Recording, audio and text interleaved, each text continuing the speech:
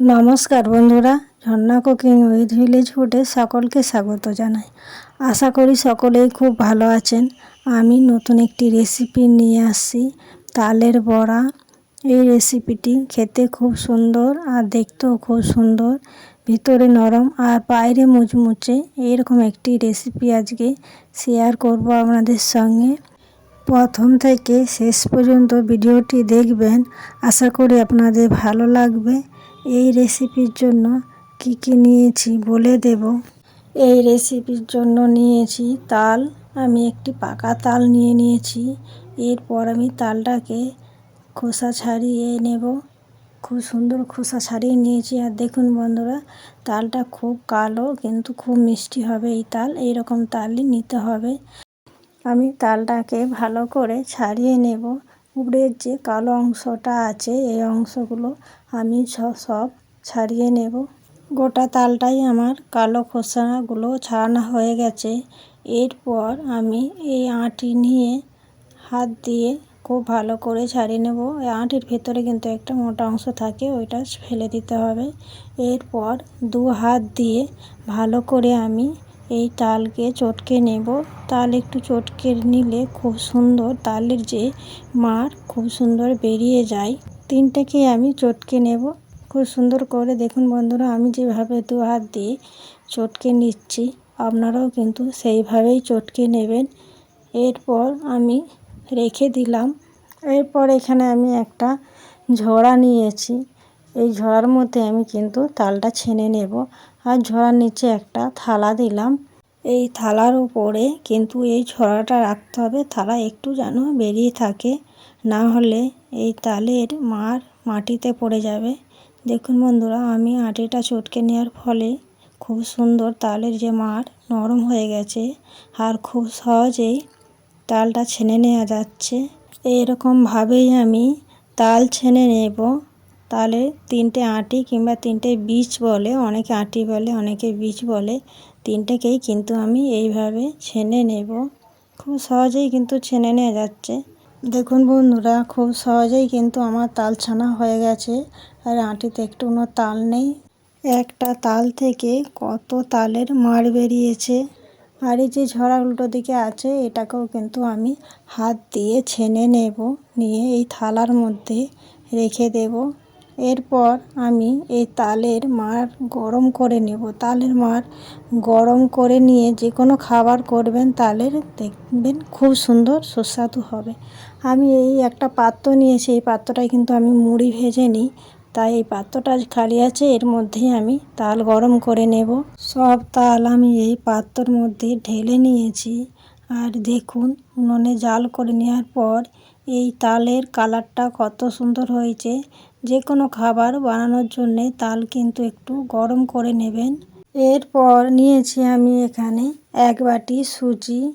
সুজি দিয়ে এই তালের বড়া করলে কিন্তু খুব নরম হয়। আর এখানে নিয়েছি এক বাটি ময়দা। আর নিয়েছি 100 গ্রামের মতো চিনি। এরপর আমি এখানে ওই একই বাটির নিয়েছি চালের গুঁড়ো। এরপর একটা আমি পাত্র নিয়েছি, এই পাত্রর মধ্যে সুজি ভিজিয়ে দেব। সুজি ঢেলে দিলাম আর দেব চিনি। চিনি আর সুজি ঢেলে আমি এর মধ্যে জল দিয়ে ভিজিয়ে দেব, যাতে চিনি আর সুজিটা একটু নরম হয়ে যায় আর চিনিটাও খুব ভালো করে গলে যায়। যে বাটিতে করে আমি সুজি নিয়েছিলাম সেই বাটির এক বাটি আমি জল দিলাম। জল দিয়ে ভালো করে এটাকে আমি নাড়িয়ে সব ডুবিয়ে নেব।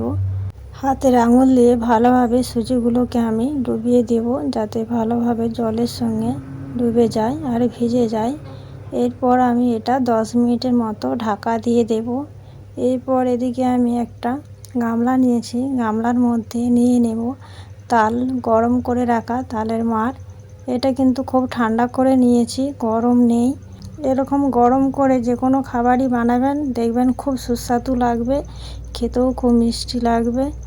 এরপর আমি এই তালের মাড়ের মধ্যে দিয়ে দেব এক বাটি চালের গুঁড়ি।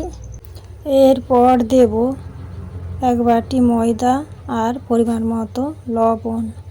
লবণ আর ময়দা সুজি দিয়ে ভালোভাবে আমি এই তালের মাড়ের সঙ্গে মাখিয়ে নেব। খুব সুন্দর করে মাখিয়ে নিতে হবে। আমি যেভাবে মাখাচ্ছি আপনারাও কিন্তু সেইভাবেই মাখিয়ে নেবেন। চালের গুঁড়ি আর ময়দা দিয়ে আমি তালের মাড়ের সঙ্গে খুব ভালোভাবে মাখিয়ে নিয়েছি। এরপর যে সুজি আর চিনি ভিজিয়ে রেখেছিলাম সেটাও এর সঙ্গে দিয়ে ভালোভাবে মাখিয়ে নেব। সব সুজিটাই কিন্তু আমি এর সঙ্গে ঢেলে দিলাম। এরপর ভালোভাবে হাত দিয়ে আমি মাখিয়ে নেব। কিছু সময় নিয়ে আমি তালের এই ব্যাটারটা খুব সুন্দর করে মাখিয়ে নিয়েছি। এই তালের বড়ার জন্য এই ব্যাটারটা খুব সুন্দর করে মাখিয়ে নিতে হবে ফেটিয়ে নিয়ে। যত সুন্দর মাখাবেন তত কিন্তু এই তালের বড়া খেতে সুন্দর লাগবে। দেখুন বন্ধুরা, আমি ব্যাটারটা কেমনভাবে মাখিয়েছি, হাত দিয়ে যেন পড়ছে না, এই রকম ভাব একটা ব্যাটার তৈরি করে নিতে হবে। ব্যাটার আমার তৈরি হয়ে গেছে। এরপর আমি তালের বড়া ভাজার জন্য উনুন ধরিয়ে উনুনের উপরে কড়া বসিয়ে দিয়েছি। কড়া গরম করে নেব। কড়া গরম হয়ে গেছে। এরপর কড়ার মধ্যে দিলাম পরিমাণ মতো সাদা তেল। তেল গরম করে নেব।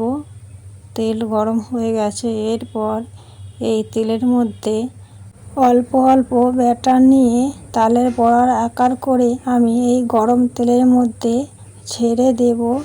আমি একটু মাঝারি সাইজের আকার করে নিচ্ছি। আপনারা চাইলে একটু বড় সাইজও করে নিতে পারেন কিংবা ছোটও সাইজ করে নিতে পারেন।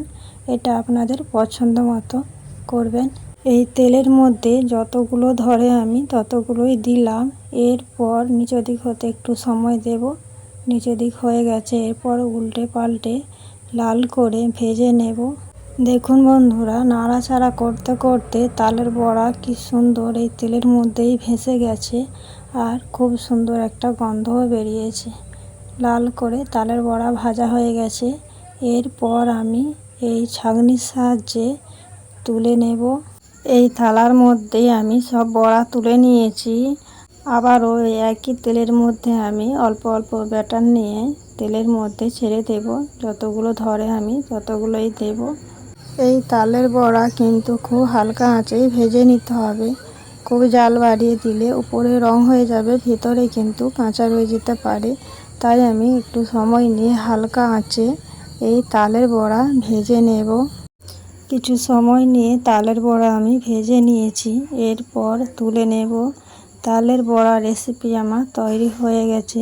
আশা করি ভিডিওটি আপনাদের ভালো লেগেছে। ভিডিওটি ভালো লাগলে লাইক করবেন, বন্ধুদের সঙ্গে শেয়ার করবেন। রেসিপিটি কেমন লাগলো কমেন্ট করে জানাবেন।